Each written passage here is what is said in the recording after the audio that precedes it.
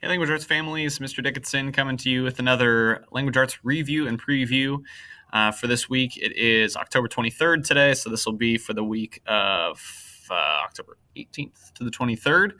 Looking ahead to next week as well, our last week of October, and about halfway, a little over halfway done with our literary nonfiction unit. So we'll talk about where we've been this week. To start, we've been working in Ben 2 right now. They should have finished their second book this week. We talked about developing some note-taking systems so that students knew how to record information in their notebooks as they were reading. Talked a lot about, thinking about maybe cleaning out the dishwasher or cleaning out your clothes dryer at home. Everything should have a place when you go to put it away. Similar thing happens in your notebook. If you don't have a place to put certain notes, if you don't have a section for this and a section for that, then you're probably not going to actually take those notes. And so we talked about developing some note-taking systems. We learned some strategies for what to do when we get to a part in our literary nonfiction books that is complicated or confusing. Talked about rereading, researching, and redeveloping our notes.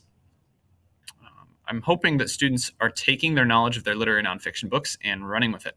Hopefully watching some other videos, maybe watching a related movie, watching or listening to some podcasts, reading some other articles, reading other books and other kinds of texts and websites.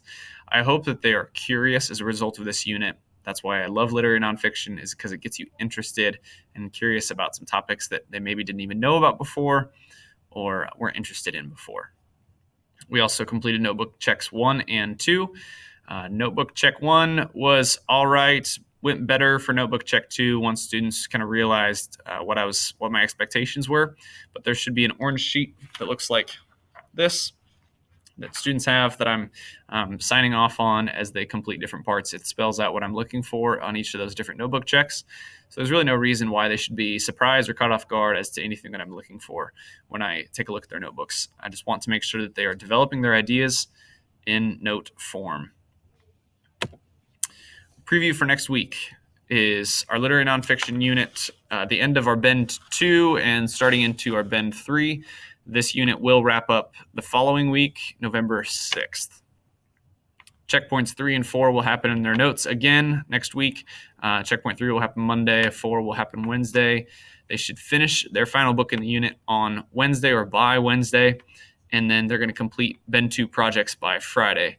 They'll have a couple different options. It'll look different for most people. They'll either start working on a website that they will finish in Bend 3, so that's a good option.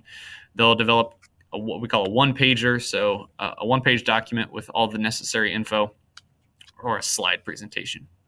They're not going to present those slide presentations quite yet, but that would be a way that they can format their project. Bend 2 project is that's due by Friday, and then we start Bend 3 kind of in the process there next Thursday.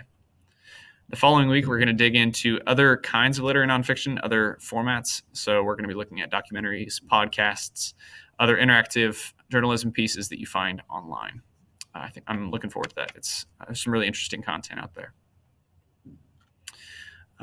Some other things to talk about real quick. I will be absent part of next Thursday. I'll be here for my 1-2, but not for my last class of the day due to state cross country. And then Friday, I'll be out all day as well. So just please have a conversation with students about appropriate behavior on those days. And our Lexia competition, I introduced that this week because I've consistently seen about the same number of students completing Lexia, and I'd like to kick that up a notch. The fact that it does build towards a homework completion grade doesn't seem to be enough of a motivating factor right now for them.